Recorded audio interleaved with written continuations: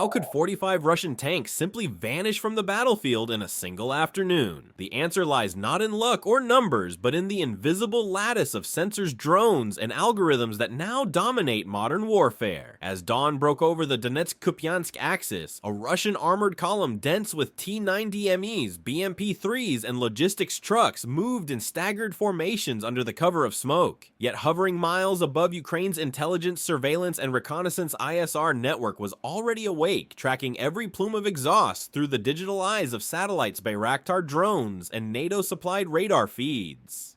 Reuters and Defense News confirmed that Ukraine's new multi-sensor fusion grid, combining acoustic triangulation radar mapping and AI-driven image recognition, fed precise coordinates to ground command posts in real time. What once took minutes to verify now took seconds. A single FPV drone could mark a target. Within moments, M777 howitzers and HIMARS batteries were locked in. This technological cohesion changed not just how battles were fought, but how quickly a column could dissolve into chaos. The Russian forces, assuming their thick armor would withstand the initial blows, advanced without realizing they were being herded. Ukrainian command deliberately allowed the lead elements to move deeper, monitoring from above through a relay of quadcopters that created overlapping fields of view. The strategy resembled a digital ambush, an invisible snare woven from electromagnetic signals and machine learning predictions.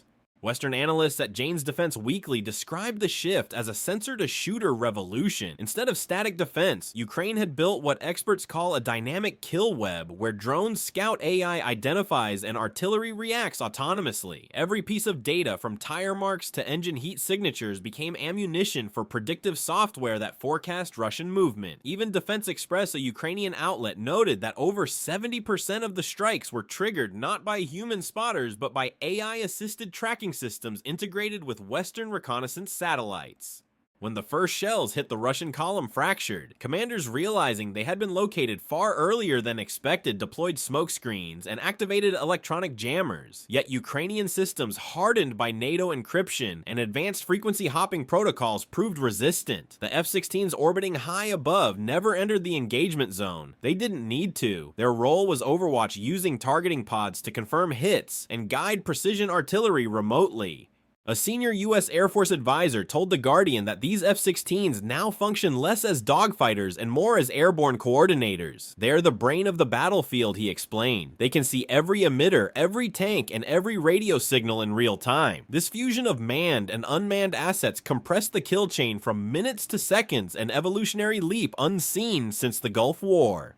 But this transformation raises questions. As algorithms replace human judgment, what happens when the system misreads a signal or overreacts to a decoy? Can artificial intelligence truly distinguish between a tank and a civilian vehicle under battlefield stress? The first act of this engagement showed that dominance in modern war belongs to those who see first, decide fastest, and strike without hesitation. Yet the story was far from over, because as the tanks burned, the Russian forces adapted, setting the stage for the next phase, a brutal contest of attrition shaped by terrain deception and minefields.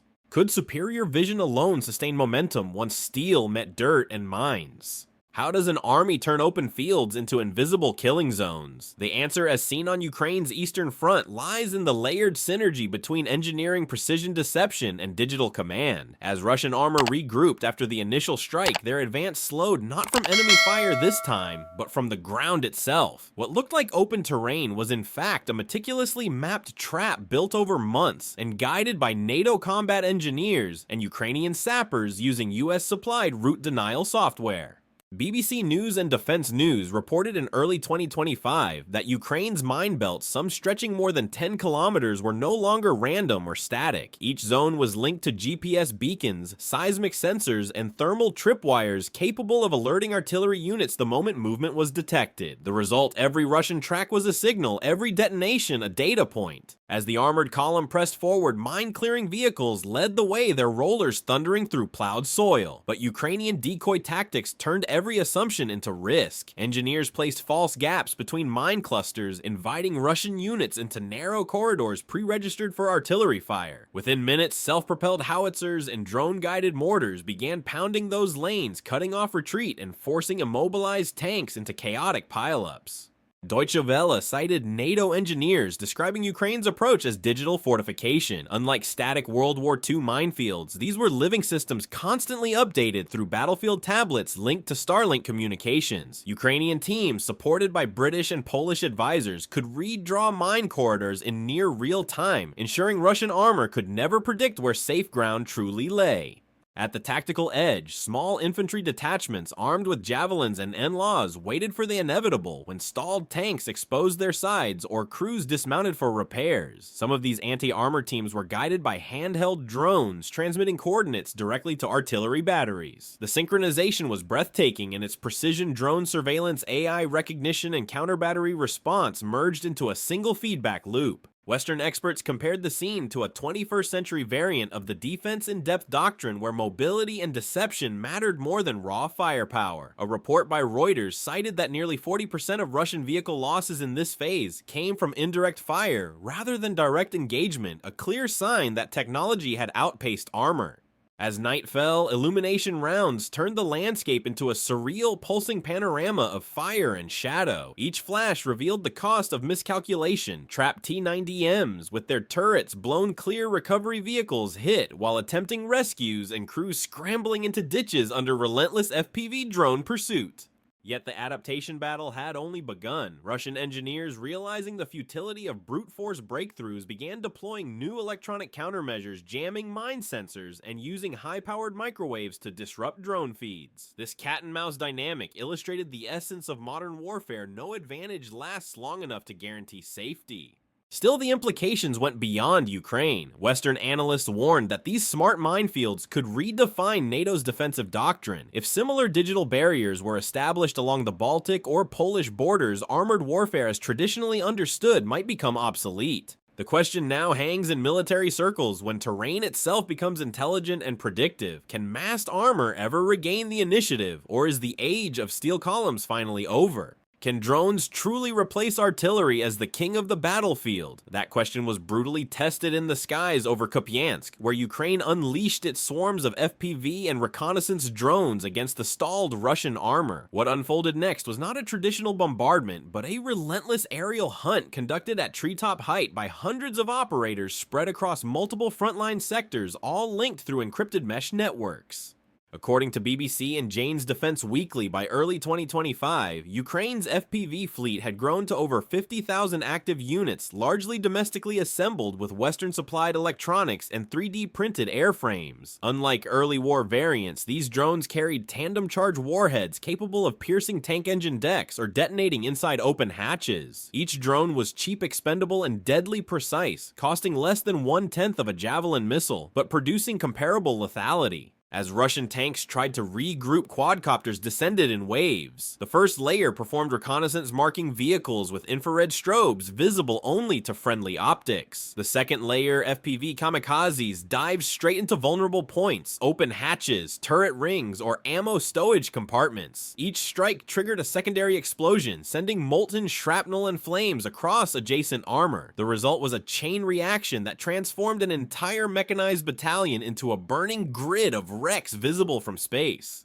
Defense News confirmed that this drone kill box was pre-coordinated with artillery ranging data. Once a drone confirmed a hit, software like Delta and Kropiva automatically queued follow-up strikes, feeding coordinates to HIMARS batteries waiting beyond the horizon. The human element was minimal AI-assisted targeting, refined the trajectory, ensuring that no round was wasted. The Russians, desperate to counter the aerial onslaught, deployed portable jammers and launched their own Lancet drones. But Ukraine's newer FPVs, operating with frequency hopping and optical guidance, proved resilient. Western observers noted that in this phase, Russia lost nearly 45 armored vehicles within 36 hours, one of the fastest armor attrition rates recorded since the 2022 invasion.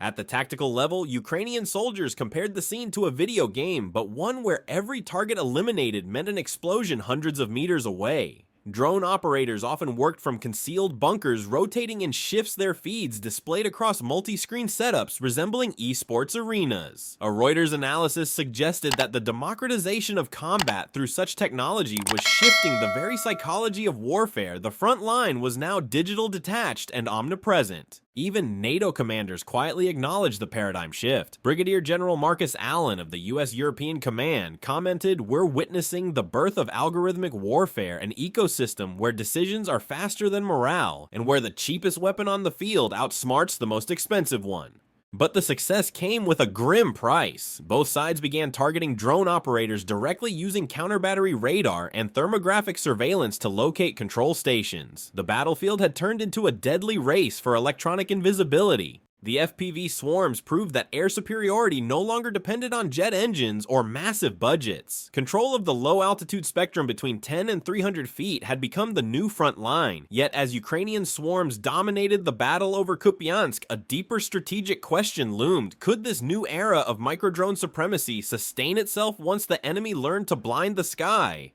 When armor meets innovation which survives longer steel or silicon by mid-engagement, the Russian countermeasures rolled in, transforming the battlefield into a contest of adaptation. The once invincible T-90Ms and T-72B3s began sprouting metal cages like medieval helmets, layers of welded mesh designed to defeat top-attack drones and missiles. For a brief moment, Moscow's engineers believed the solution was found, but within days, Ukraine's precision weapons rendered those cages irrelevant. Reuters and Defense News reported that Ukraine had begun using hybrid payloads, modified anti-tank grenades with double-stage detonation capable of burning straight through reactive armor and cage barriers. FPV drones carrying thermobaric warheads followed up the hits, turning damaged tanks into self-contained infernos. On the ground, Javelin and NLAW teams continued their hunt targeting vehicles immobilized by mines or previous drone strikes. The synergy between top-attack missiles and drone-delivered explosives created a multi-axis assault no conventional defense could withstand. Russian commanders attempted to regain initiative through heavy artillery and cluster munitions. Thousands of shells blanketed Ukrainian positions, yet aerial surveillance from NATO satellites exposed every firing battery within minutes. Once coordinates were confirmed, counter-battery fire and F-16 directed glide bombs silenced them with surgical efficiency. Western analysts at Jane's Defense Weekly called it the first instance of fully digitized counter-battery warfare.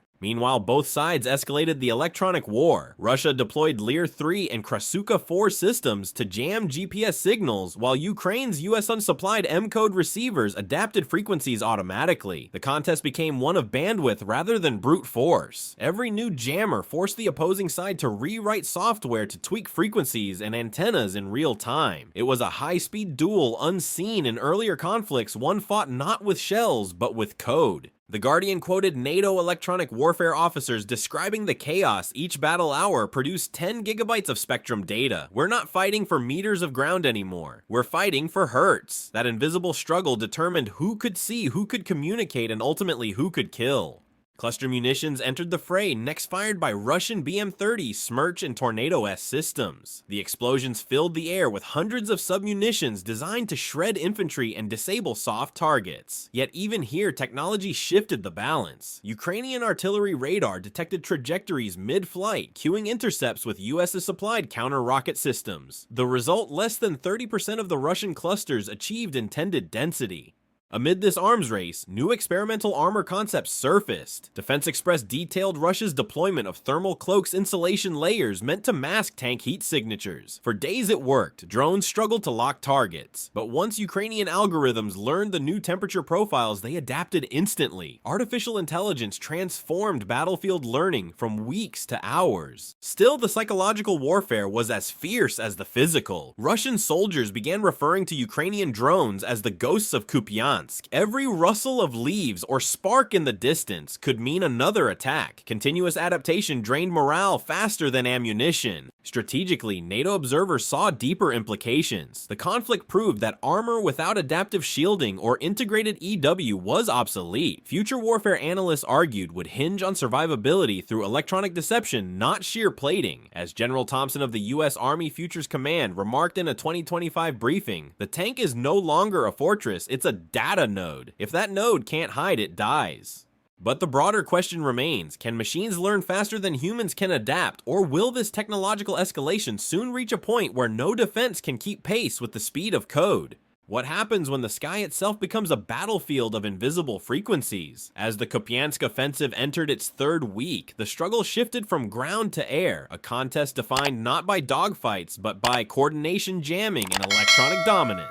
For the first time, F-16s supplied to Ukraine under NATO's strategic partnership took a frontline role not as bombers, but as aerial orchestrators of the war's digital backbone. According to Reuters and The Guardian, the F-16s operating out of Poltava Air Base were equipped with advanced sniper ATP pods and AIM-120D missiles, but their greatest weapon was their network capability. Acting as airborne command hubs, they linked ground-based radar drones and artillery into one continuous targeting ecosystem. This integration, supported by NATO's Link 16 system, allowed Ukrainian forces to synchronize artillery and drone strikes across vast distances, minimizing latency to under 2 seconds. Russian forces quickly responded, deploying S-400 and Buk M3 batteries deeper into occupied zones, while electronic warfare systems tried to sever communications between aircraft and ground units. Yet the American-built jets proved remarkably resilient. Their new Eagle Eye software suite could automatically detect jamming sources and reroute transmissions through alternate nodes, sometimes bouncing data off satellites over Poland or Romania. Defense News reported that this seamless air-ground coordination led to one of the most precise operational campaigns of the conflict, the neutralization of 12 Russian artillery positions and multiple electronic warfare vans within 48 hours. These strikes weren't random bombardments, but carefully sequenced SED-web suppression of enemy air defenses, where each radar ping triggered its own death sentence seconds later.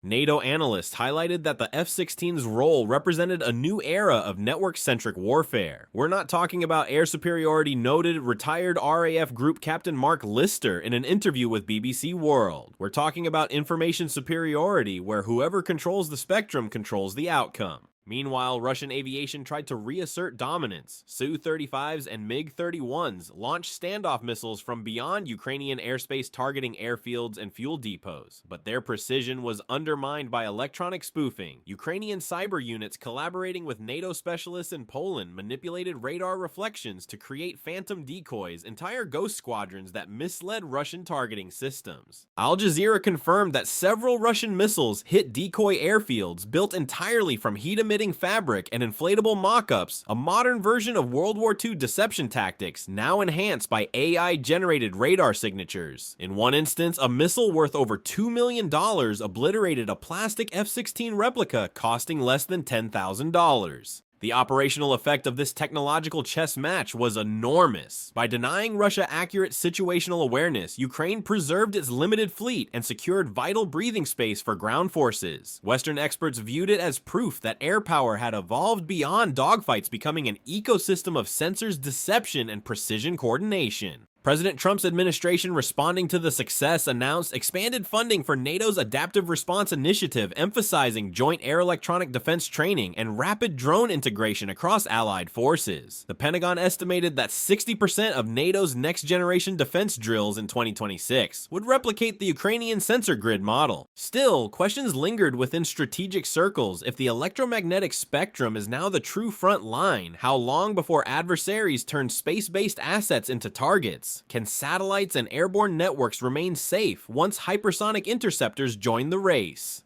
As the skies above Kupyansk filled with the hum of machines and the static of jammers, one truth became clear: whoever commands the ether commands the war. When the smoke cleared over Kupyansk, the battlefield no longer resembled a conventional war zone. It was a proving ground for a new era of machine-led warfare. Every destroyed tank, every intercepted transmission, and every drone strike told a larger story. The age of brute force had given way to precision autonomy and information dominance. The West was watching closely, taking notes that could redefine NATO's entire doctrine. Reuters confirmed that telemetry gathered from Ukraine's F-16's artillery radars and drone systems was being transmitted directly to NATO's Combined Air Operations Center in Germany. The data revealed a remarkable insight: over 82% of Ukrainian fire missions in this campaign were data-driven, not human-scouted. Algorithms had become the backbone of targeting, predicting Russian unit movements hours before they occurred. For NATO, this meant a glimpse into the future battlefield, one governed by machine learning, predictive modeling, and near-instant decision cycles. Defense News reported that Ukraine's defense ministry had already begun developing Operation Trinity, a doctrine based on 3 synchronized layers: autonomous drones, electronic warfare, and AI-enabled logistics. Each element fed the others. Drones gathered data, EW disrupted enemy sensors, and AI-managed supply routes ensured ammunition arrived exactly where it was needed. Such precision minimized waste, increased strike tempo, and reduced the human footprint. At the Pentagon, U.S. analysts drew parallels between this and Washington's upcoming Ghost Fleet project, autonomous naval and aerial systems designed to overwhelm opponents through saturation and speed. Under President Trump's administration, defense funding for unmanned integration saw a 20% increase in 2025 alone. The shift was clear. The lessons from Ukraine were shaping global strategy from the Arctic to the South China Sea.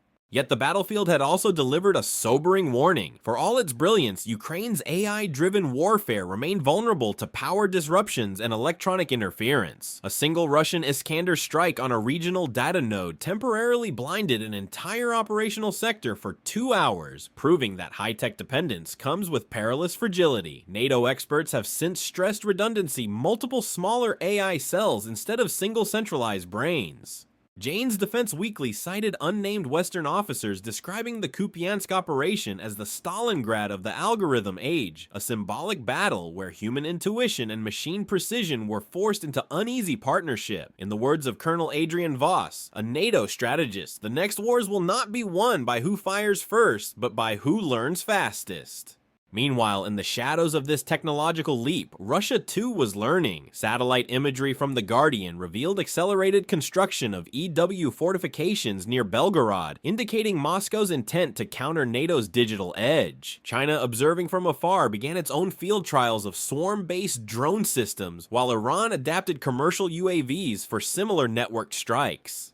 The strategic ripples extended beyond Europe. NATO planners recognized that future defense cannot rely solely on armor or air power, but must integrate AI logistics, predictive maintenance, and autonomous coordination across land, air, and cyber. Kupyansk had proven that the side capable of merging human adaptability with artificial speed will dictate the next generation of warfare. As Defense Secretary James Rowe declared during a 2025 NATO summit in Brussels, "We are entering an age where a drone operator may hold more battlefield power than an entire armored battalion. The challenge for the West is not to outgun our enemies, but to outthink them." The war in Ukraine thus became more than a regional conflict. It became a mirror for the future of global defense. And so, as both sides recalibrate their doctrines and engineers race to outcode each other, one question now defines the modern battlefield. If machines can decide faster than men, will humanity still control the wars it fights? The Battle of Kupyansk in 2025 marked a seismic shift in modern warfare, where sensors, drones, and algorithms eclipsed traditional armor and artillery. Ukraine's use of AI-driven reconnaissance, digital minefields, FPV drone swarms, and F-16 network coordination dismantled Russia's offensive momentum, showcasing how information and adaptability now outweigh brute force.